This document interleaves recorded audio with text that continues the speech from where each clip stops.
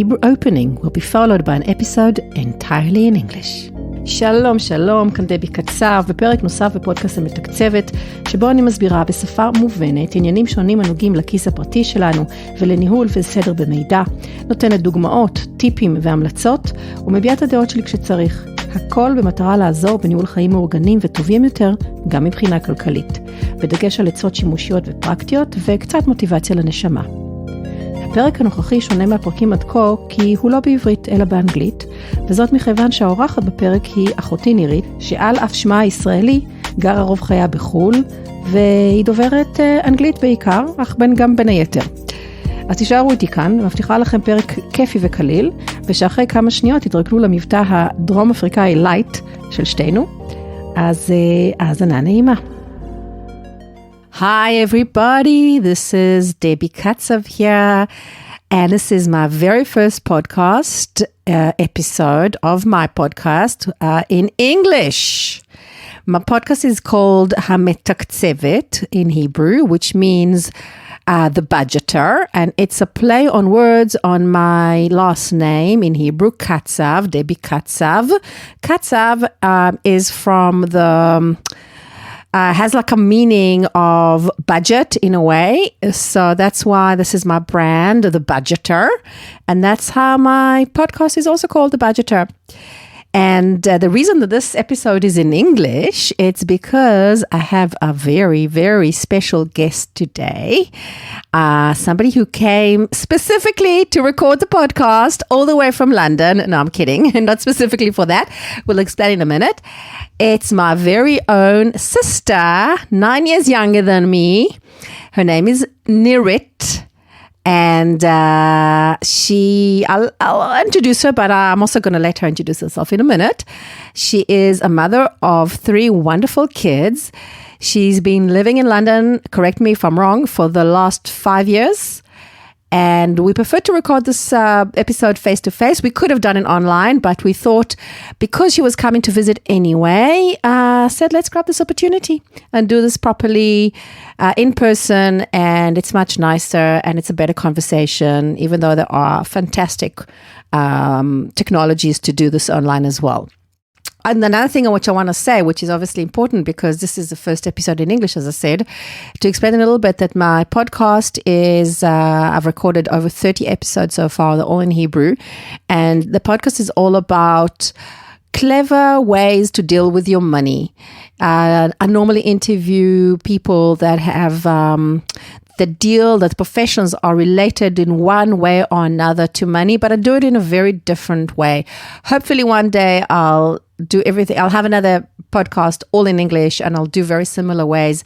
I don't explain now all sorts of terminologies and things have to do with finance. I explain things in a different way from a very, very hands-on perspective, and not just finance, also personal information management, also things to do with small businesses, tips for conducting your business better in terms of systems and organizations, a bit of marketing, how to use technology better for your business and also for handling and managing your finances, all those kind of things.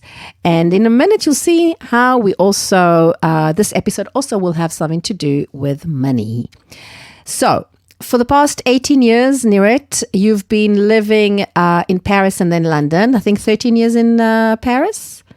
And then 5 years in London, right? Am I correct? Firstly, this is so weird. Because we're sisters. Because we're sisters. My Yes. big sister, here we are. You're interviewing me. I think if anybody in this world knows me best, it's you. Yes. So, yeah, I'm going to put the weirdness aside and I'm very happy to be here. Yes. Oh, this is your British accent coming out. Exactly. Yes. Nirit Sumeruk-Abbou. Exactly. Right. Nice mouthful, that one. A name you can't forget. Yes. Yeah. And you are Paris Popcorn on Instagram. Obviously, we're going to have all that in the notes. Yes, I'm Okay. Paris Popcorn. So, yeah, I have lived in France for 11 years because I married a Frenchman. And that was back in 2005, 2006, I think. That you moved there. Then I moved there, yes. And then moved to London in 2017. So it's going to be 5 years very soon. Before that, you lived in Israel for a couple of years, and before that, South Africa. Yes. Because not many of my listeners, my Hebrew-speaking listeners know this maybe, although it's written in many places, and I spoke about it in an episode about me. We grew up in South Africa. That was many years ago for me because I left quite a while ago. I think 25 years ago already that I've been in Israel. But we grew up there. You stayed longer than me, obviously. 20 years. You lived for 20 years. I lived there for 13 years, but very formative years because I finished school there and university, and I did university there. And my first few years of in the business world, in the working world, were in South Africa.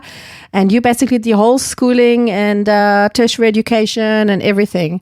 All of it. Yeah. So in basically, English and Afrikaans. Oh, yeah. So I don't speak Afrikaans, but our language of choice between us siblings, and there's the four of us, is English. Although we do add the occasional Spanish and Hebrew words to the mix, and we all understand everything, so nobody even pays attention to what language we're talking. People from the outside, like, they pause always and say, "Huh? What was that? What language are you talking now?" Yeah. Okay. Anyway, let's get back to the business of this episode. So, because of the nature of your past work, you were in PR, you worked for MTV and such like, and also because of the nature of your hobbies, as well as your husband's work, you move in certain circles. Okay, and also the environment in which you lived in Paris and that you live in England. You move in certain social circles, I'll say it politely. So you seem to have perfected the art of always looking great, but effortless. Photographing yourself and others actually really, really well. But I know, as your sister and your close friend, that you don't spend a lot to achieve this appearance, okay? And we all know that Instagram is not, that the reality behind Instagram is different to what it looks like. But in your case, you really managed to look really great and do it quite effortlessly. And this is actually what I'd like to talk to you about. And I know that you have some tips and hacks and secrets which you'll reveal today in a special episode. And I must say that even me in my, I'm 9 years older, okay, and I should be wiser, but I'm not when it comes to, for example, choosing clothing items. I often consult with you before I buy anything. I need to do this more because normally I make mistakes. So next time, we're going to next time I buy clothing, either I have to come to you have to come to me because I hardly buy anything on my own. But even when I do, there's always WhatsApp, and I can show you what I'm buying, and you can tell me yes or no, because I normally end up buying things that are wrong. Anyway, so I'm sure that a lot of other of our listeners will greatly benefit from your tips. And first, I would like to start before you start with your tips. I think we mentioned the South Africa South Africa that we grew up in, and I think I have an inkling that this your philosophy I can do this socializing thing without spending lots of money on clothes and accessories and all that. I think it came from our upbringing in South Africa.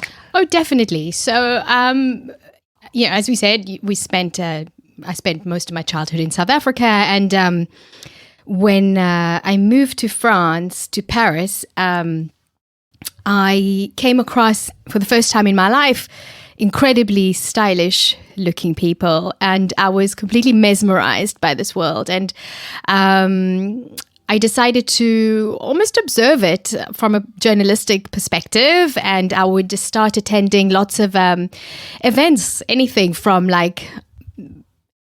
parties to art gallery launches, fashion shows, whatever I could get tickets to. And I would photograph the way people dressed, and started studying, studying on my own, that is, like street style. I would, discovered brands that obviously most people who grew up in Paris know about, but like Chanel and Dior and Givenchy and Gucci and what have you. It all came as this new world for me, and learning about these houses, these fashion houses, and everything that they created, from accessories to, obviously clothing, pret-a-porter, haute couture. They existed in South Africa, but were very, very expensive. Very expensive, but not really that. It wasn't very common to find them. It wasn't common at all. And remember, we were in South Africa. This is like we're talking in the 90s. Yeah. So social media had not existed yet. So you really had to search for this in magazines. So, and you moved to Paris in 2005. It was even before Facebook, not to mention Instagram. Exactly. So it was like you could only really see it in journals, in magazines. So I was like standing at all these events with my eyes, really big, coming out of the sockets. Absolutely. My jaw hanging wide open, thinking, wow, look at all this style. And hold on a second. I want to mention that you did, when you were at school and all that, you were an art major, right? At school, you studied art, and afterwards you studied PR. So you had like you have it in you. I have it in me. Unlike me, I'm so not artistic. Yes. Yeah. Yes. Thank you. Yeah, no, I did. I studied art. I studied history of art and also graphic design art in high school, and then university I studied public relations, and my first job was at MTV Networks in London on a 2-year work visa, and I landed up working with MTV for about 6 years, doing different projects. Also in Israel. Yeah, on a freelance basis, and in Israel as well. In South Africa, I did lots of concerts with a lot of celebrities, and so I've always been around this world of high fashion. It's not just high fashion, but things that make you turn your head. Celebs. Yeah, things that make people turn their heads and makes paparazzi want to photograph. That person looks different from everybody else. And so I've always been kind of on the sidelines observing all of this. Mm-hmm.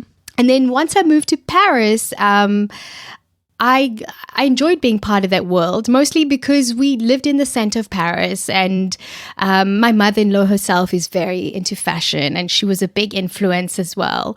We'd go shopping together, and she introduced me to her favorite brands like Sonia Rykiel and obviously Chanel, and later on the Karl Lagerfeld brand. And yeah, so I would take all of that, and then the price tag. Then there would be the price tag. Okay. Now, let's say I'm not going to shy away from, wanting to own some accessories or some pieces. I think. And you do. And I do. And I love it. And I think every woman should own a couple of nice pieces, mostly because it's a classic. They last long. And it's really good quality. Good quality. And they make you look and feel good and great. So that's something I'm really, really appreciative of. But at the same time, I'm not somebody who's going to splash out on it. It's not something that's super. So again, we're going back to your South African upbringing. It's because in my head, I feel like when I see the price tag of a certain handbag, in my head, I convert and I'm like, wow, I could probably feed an entire village with this handbag. And that kind of stops me from wanting to have too much, So I have, I own luxury, but in moderation. And I think that's why also you developed all these tricks to look really great without splurging. Exactly. And this is what all of us want to hear, girl. Well, thank you for saying that. Thank you. Thank you. I appreciate that. Though, it's hard. I have to say, I definitely a style appreciator.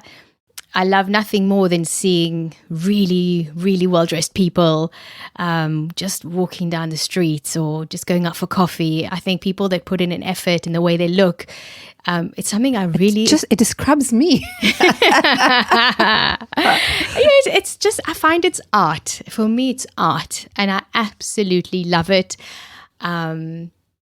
As shallow as it sounds, I also love hanging around people that like to look good because it's a form And it doesn't always come with shallowness in other areas as well, like conversation-wise and interests. No, not necessarily. Again, it's the kind of circles you hang out with and who you want to be friends with. Obviously, I'm not going to choose to be friends with somebody just on the way they look. I hope so.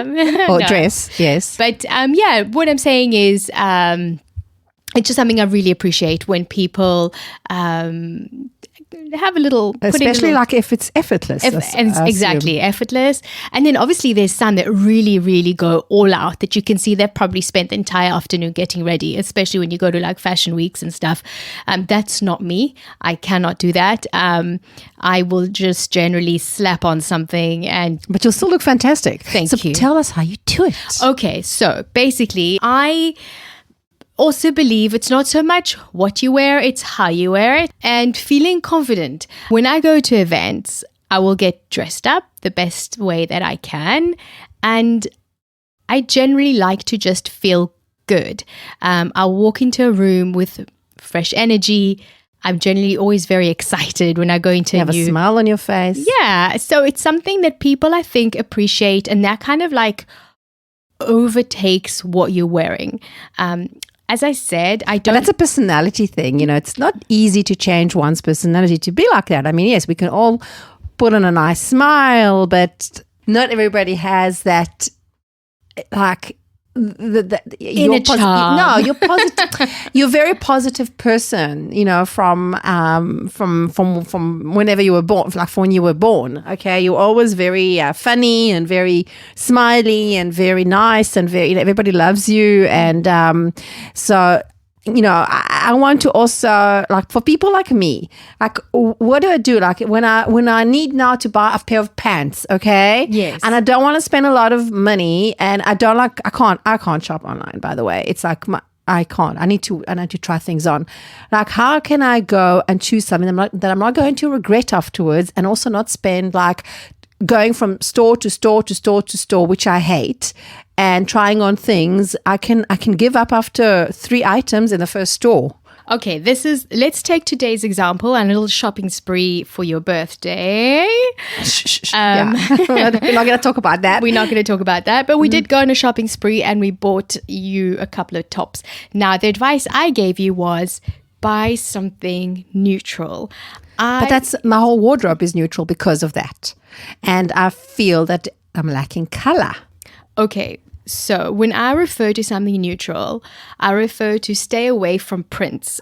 Yes, that's right. I think prints are fantastic if you can carry that off, if you've got a really big wardrobe, if you are fearless, if you've got fearless in terms of fashion.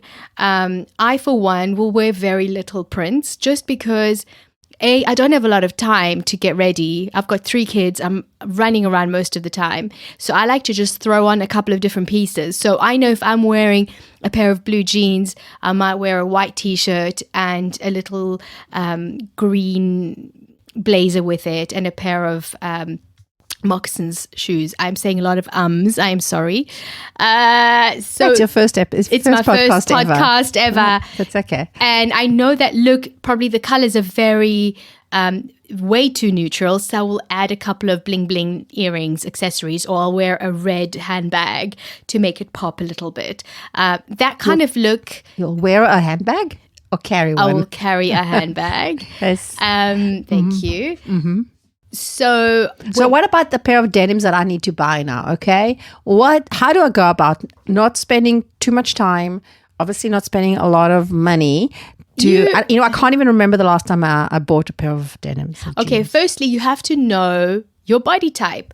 And as silly as it sounds, I think a lot of people don't know their body type and what actually looks good on them. When I recently went to buy a pair of jeans, I tried on a couple. I tried on the skinny legs, the wide legs, the bell bottoms, the high waist, the low waist. Oh God, didn't you want to run away after the second one? It was exhausting. But I do have to say, I'm always in the search of that really good cut.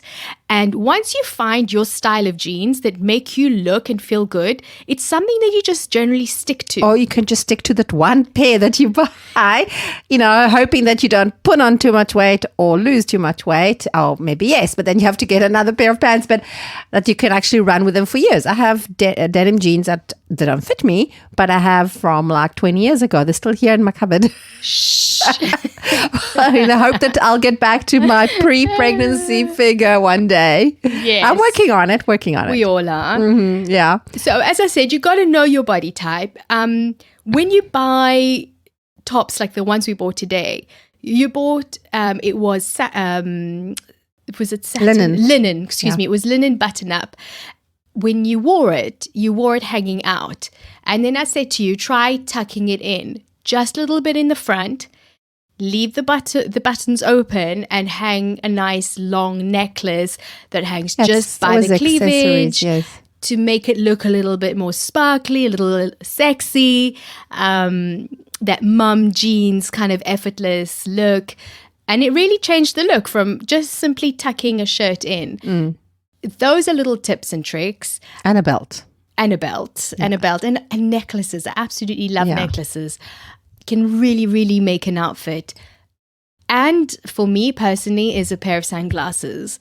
I will always carry a pair of sunglasses in my handbag. Even in grey London? Even in grey London, because I feel no matter what you're wearing, if you just happen to have a last minute coffee date and you're out and about, throw in a pair of sunglasses and you really... your outfit is kind of complete, especially really big ones, standout ones. And you gave an amazing tip today. We don't have to mention the name of the store, but you bought a whole lot of sunglasses for £4 each. Yes. In one of those kind of like I'm cheap not gonna say home decorating stores. Yeah, and they're everywhere. I think it's like from Denmark. Yes. I'm not going to say more than that. Yes. And so this is my new thing. As I said, I absolutely love having good quality glasses. I own a lot of Chanel sunglasses, but now I kind of stopped buying just because I feel like I lose them or they break. So over the last year or two, I started buying sunglasses from this chain. Literally each pair costs £4. And they are beautiful. They are UV certified. And I bought a whole bunch of those, carried them right through the summer. I think for 2 summers I wore them. I got so many compliments on these glasses. And even if you lose them or break them, you have another one and you don't feel bad that, oh my God, now I lost a pair of £1,000. Exactly. And I have to say, the effect a good pair of sunglasses can make on your look is incredible. So in other words, what I'm hearing so far is you have to be on the lookout for things like that, because if you hadn't told me, I would never have thought of doing that.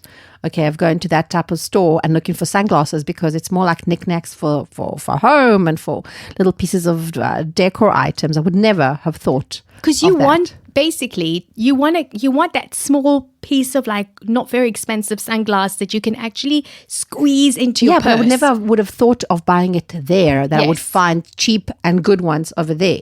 So I'm saying you have to be with your eyes open. I don't know, is it Instagram? How do you know about it? Or just a friend told you in this particular case? In this particular case, I do have to say I have a couple of girlfriends that I absolutely adore their style in terms of their accessories. In London? In London. Often after when we drop off our kids, we have a long walk home and we walk down Oxford Street, which is a very busy street full of shops, and most of the time we just window shop, but there'll be moments where we'll just browse into a store quickly, and the way their eye picks up objects just fascinates me. And I don't have that. I have told that to them many times that I love shopping with them. It's actually, for me, it's therapeutic because... Retail therapy? It's retail therapy, but also the way they see things. And I learn from them. I learn from my friends. I learn also from Instagram. And I think they learn from you as well. But I hope so. I think if anything, we always have a really, really good laugh. And another tip I want to share with you is, besides obviously knowing your body type and taking that time to go into a store, into that change room and take 5 different pairs of jeans with you. Like a good friend or sister to do this with, because I think I have a very good friend. Very difficult to do this on your own. I actually have a very good friend. She is based in New York. She's a stylist. Her name is Sandy, and I would either photograph myself and text her, SMS her. Don't try asking me. No. And I would send her a photograph and I'd say, is this a yes or a no? Or we'd even go on WhatsApp, just depends on the time difference. And she almost always gives me the perfect advice. So my other little tip is use social media. Look through Instagram and find people that are stylists or people who are fashion lovers, they love to give tips on how to dress for different occasions without spending a lot of money. Because this episode is about being a budget-conscious socialite. Exactly. But this is not about buying. It's about seeing their style. So I have a couple that... Even using, like you meant, shopping in your own wardrobe? Shopping in my own wardrobe, absolutely. Combining things that you wouldn't have thought of combining. Exactly. That's exactly what I'm trying to say. Because sometimes it's really hard to take inspiration from celebrities. Yeah, because they have all the money and Either they get a lot of items for free. Or often I don't necessarily feel like I am very attracted to following celebrities that I don't look anything like them, who are much taller or skinnier or any other way. That I want to follow somebody real people that I know that look a little bit like me, who are more petite, have, a brunette, and I'm not petite. You are, but we're still sisters. You got the height. Yes, I got the height. I'll stop right there. And the hair. Yeah, I'll stop there. And stop there. Yes. And so those are the ladies I like to follow. They're based all over the world, and a couple of times a week I'll browse through their Instagram pages and get inspired. They give me tips, for example, on how they style for school pickup, school drop off. You need to style for that. Of course, I live in central London. 8 o'clock in the morning. 8 o'clock when do you have time to style? Well, oh my God, here. We take the kids to school when my kids were small. Obviously, they're much bigger now. They go on their own. But in my pajamas, literally, or a tracksuit. Look, I'm not going to lie. There's often times where I am practically in my pajamas. But this is London, so just throw over a really nice coat and perhaps over your pajamas, over the pajamas, and a nice pair of sunglasses. Yes, and you look great. They give tips for going out for drinks after work, or tips for weekend walks in the park. And your face, Debbie, I know it sounds like such a waste of time, but it's something that is essential in my world. Okay, that's why you're here, because I can't talk about these things. It So, for doesn't example, exist in my world. Even though I like looking nice, obviously. Yes, but look, I'll give you a small tip for a walk in the park. Something I would never have thought of myself, and I do have this in my wardrobe, would be to throw in a long linen white shirt dress with a big brown buckle around the waist. Like a belt? A belt, yes. A buckle, a big brown belt with a big buckle around the waist, some loafers, and a small little... See, I wouldn't even know what a loafer is. Okay, my God, you're related.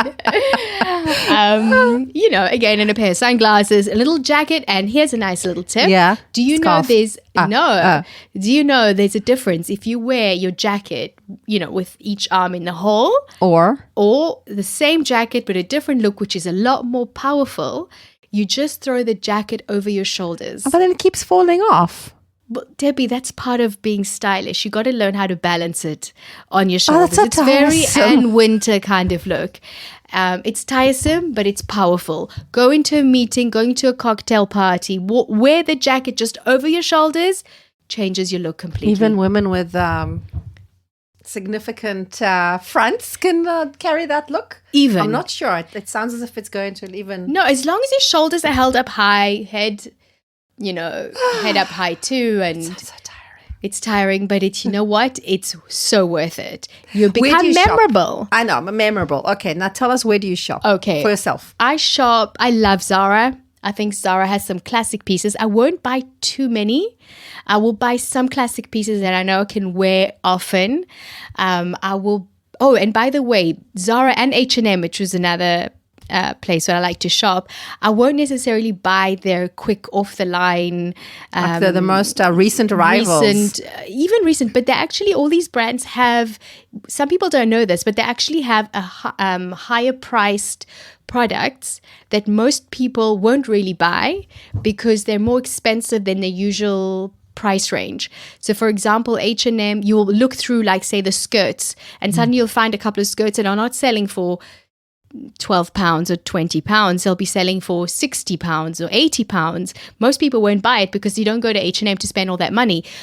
But this is their higher end line. So if I want to buy a skirt from there, I know most people who buy at H&M probably won't be walking around with the same skirt. Is that a concern of yours? It's not really a concern. I think everybody carries clothes very differently.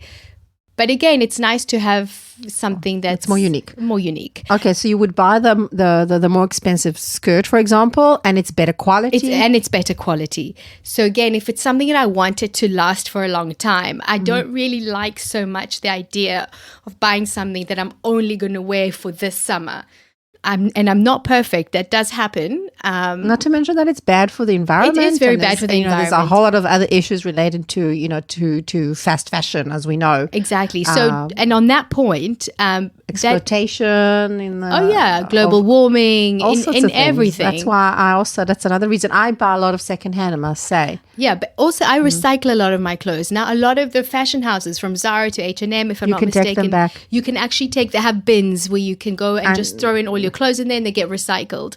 I don't know if you have this in the UK, but in Israel, you can take a bag of clothing to H&M and you get a voucher of I think it's 20 shekels Yes, we do. off, okay, for every purchase that you make over a certain amount. I think it's if you buy something for over 150 shekels and you use that voucher, you can buy it for 130 shekels. I think those are the numbers. I don't remember correctly, which is very nice.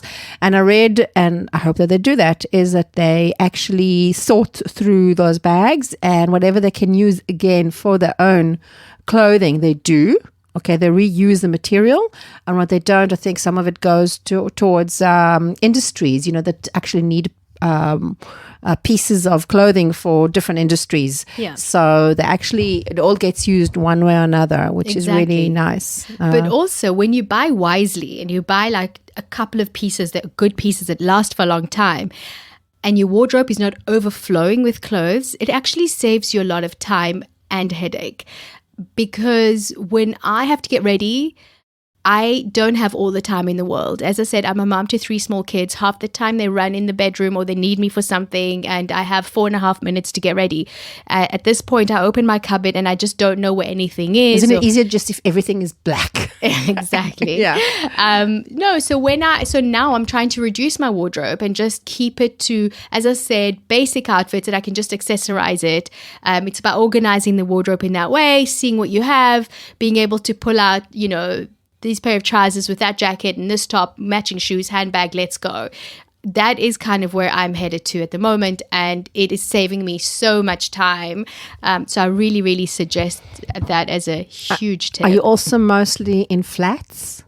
Almost all the time. I wear flats and trainers. Mm-hmm.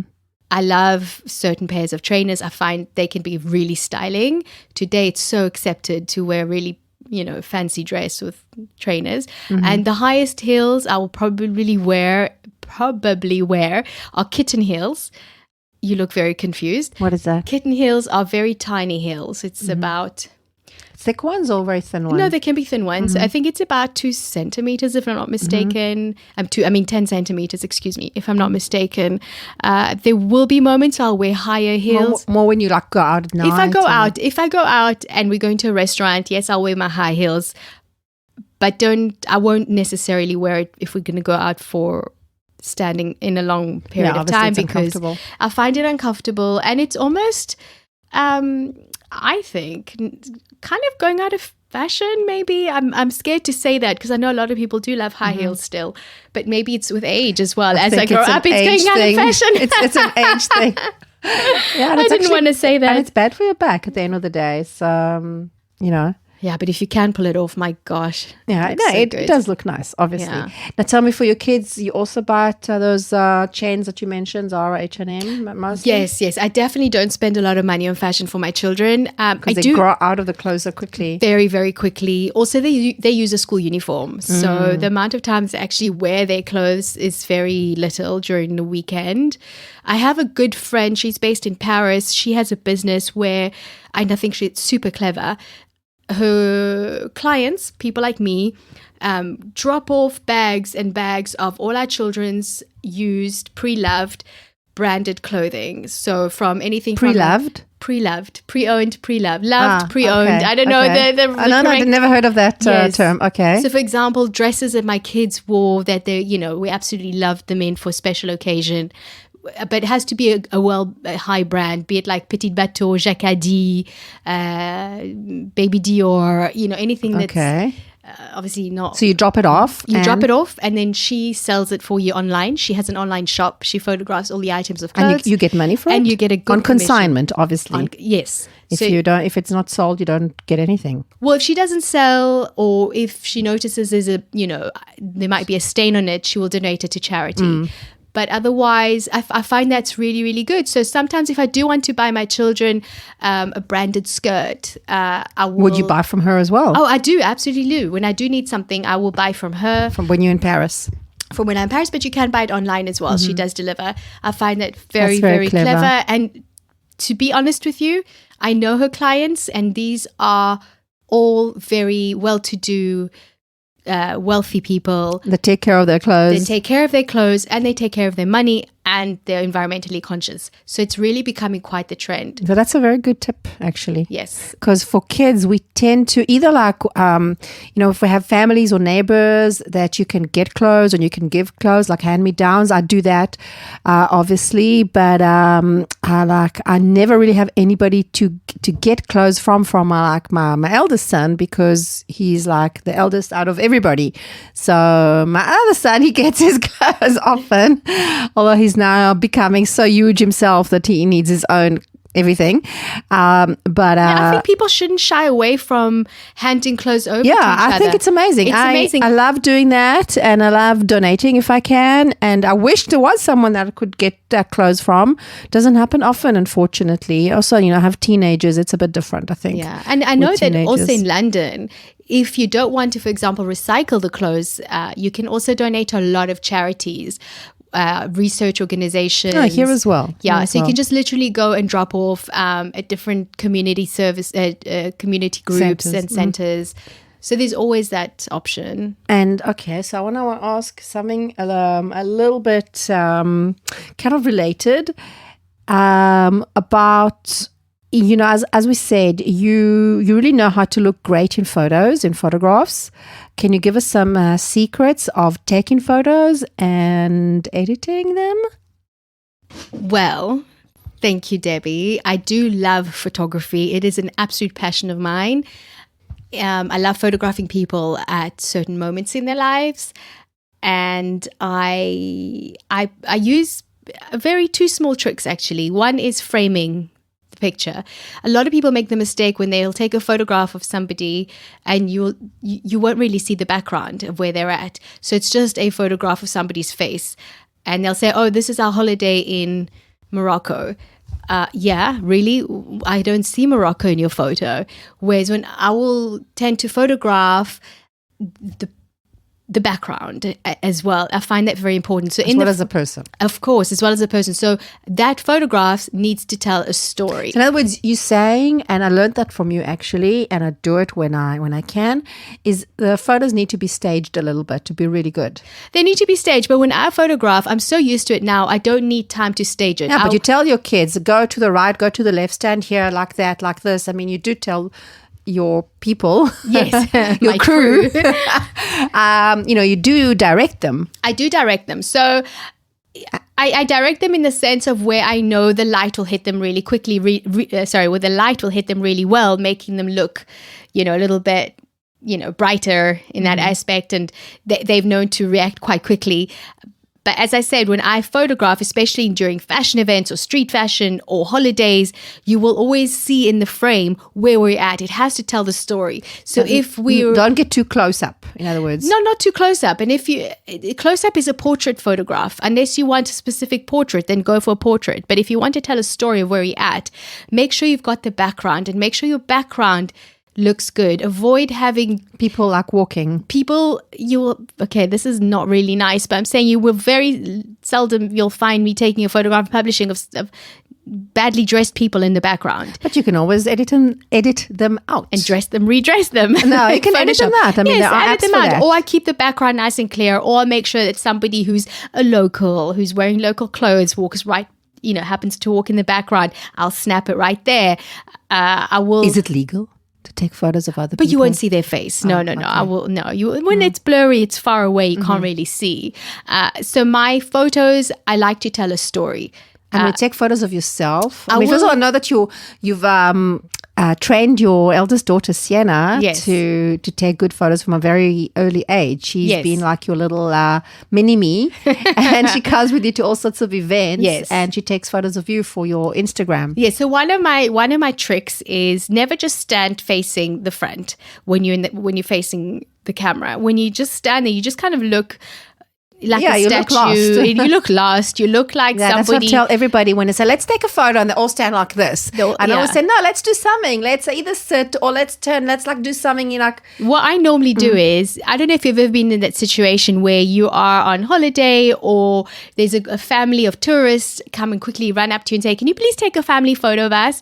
And this is the moment I actually really enjoy. Yeah. So I will snap the family while they're still getting ready for that photograph. So while the mom puts the handbag down, the little boy ties his shoe, and the dad is about to sneeze, and that's the moment I'll photograph. but that's not the kind of photo they want to keep from the holiday. And then afterwards, once they're in their position, I will take their, holiday photograph.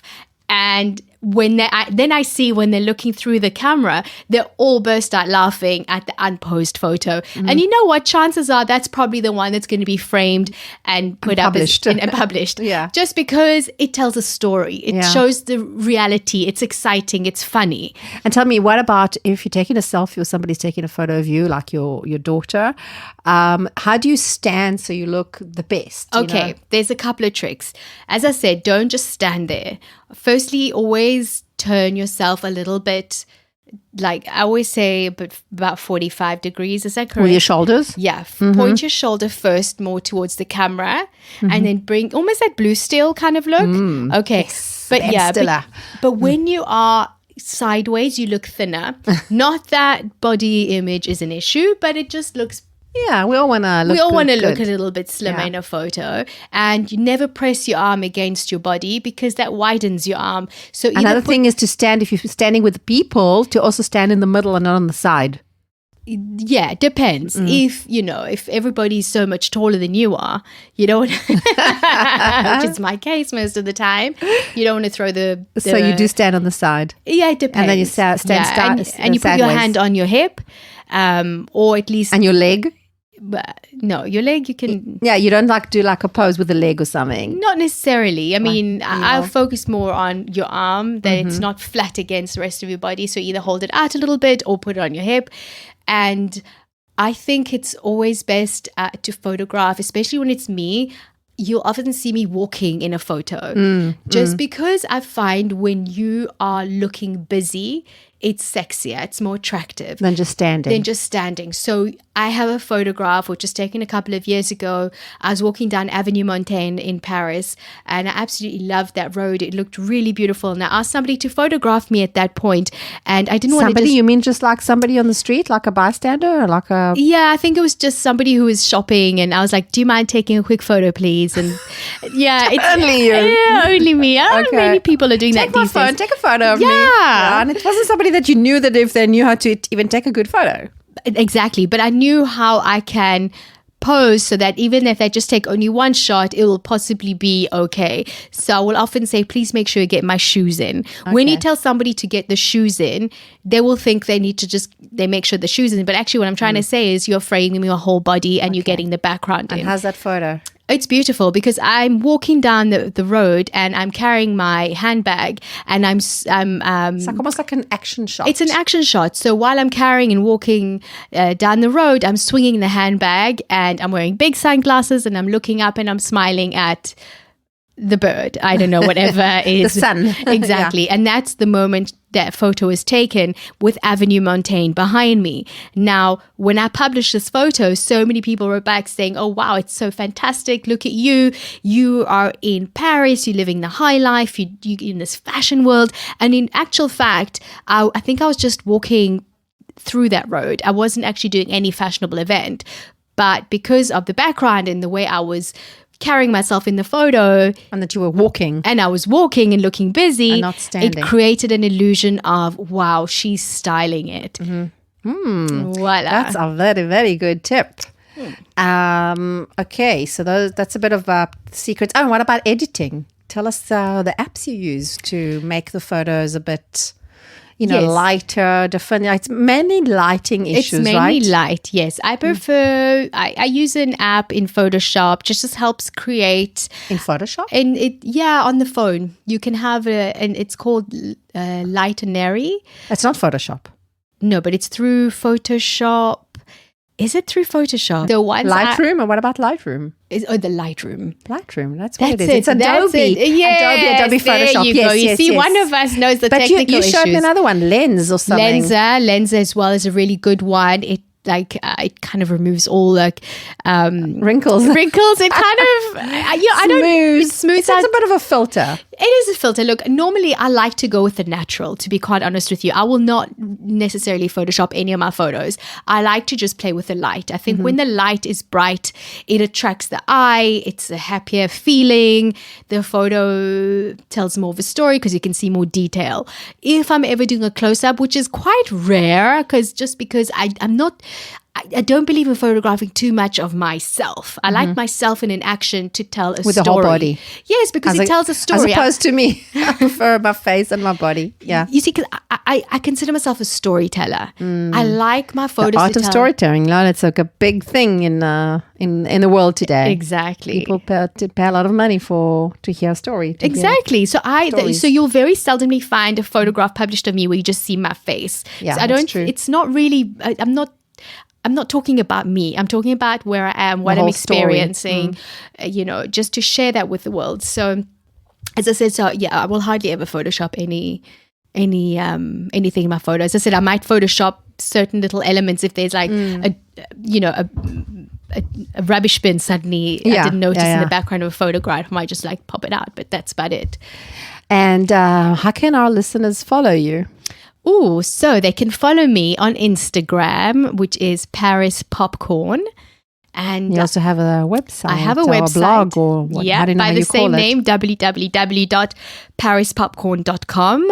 It's not as active as my Instagram site is yet. You're working on it. I am working on it. Anybody who is a parent and knows how exhausting and full-time being a parent can be. Three little ones as well. Yeah, it's a bit tiring. So to find time in the all-consuming. evening to actually upload articles and photos, I sometimes say I'll do that one day when I have the time. Otherwise, it's all on Instagram. So you can follow me there. You can contact me. I'll happily answer you as soon as I can. For What any kind tips. of things that you actually do for work? Yes. That if you want to say in a couple of words. Okay, so I've been writing articles about what to wear, what to see, what to do, culture-wise, fashion-wise, for magazines around the world. My articles get published. Normally all together with your photos as well. With my photos. So that's been always wonderful when magazines do reach out and say, hey, there's an event happening in London or in Paris. Could you cover it for us? We'll have it translated. And also get your unique perspective on it. Exactly that. And also... I've done also sponsorships, with stories. And I've done stories with brands. I know with some luxury brands from Switzerland, and I've done a couple of different other ones. And voiceovers as well. Exactly. Oh, you're my PR, Debbie. Yes, I've done lots of voiceovers for TV commercials, for some short films. Because your accent is quite multinational. Yeah, I'm pretty versatile with that. And it's something I absolutely love. As I said, I love communicating. I love talking. It's really, really hard to shut me up. So give me a microphone anytime. Yeah, there you go. You have one. We're almost talking for an hour now. Wow. Oh, yeah, I can believe it. Yes. And I used to do, as you know, a lot of television hosting and live event hosting. I love crowds. I love the adrenaline. I'm not somebody who shies away from that. And the camera loves you. I mean, it's a love story. It is. Oh, I like that. It is a love story between you and the camera ever since you were little, I must say. Yes. And again, as opposed to me, I shy away from cameras, although I've done that as well, but for work. But I don't love it. You do love it, and you do it really, really well, and you really come alive.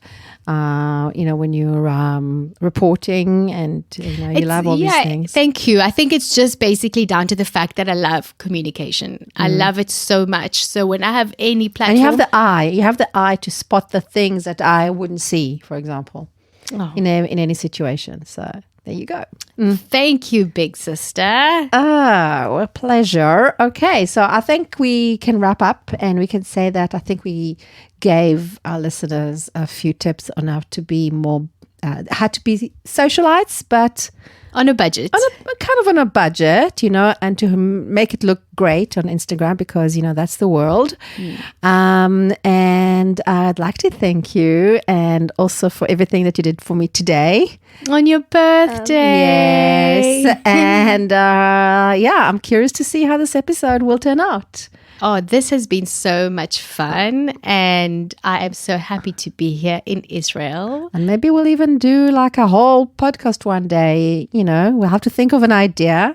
But I think there's a lot that we can say. We have to think if we want to say it, for the whole world to hear.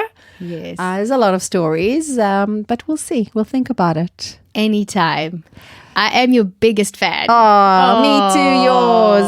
Thank you very much. And we'll say bye. And to our listeners and to you, even though we're going to go now and do some other thing with the kids. Dinner. Yeah, make dinner. Can I say goodbye with the South African accent? Oh, in whatever accent you want. You can do a few even. Okay, bye.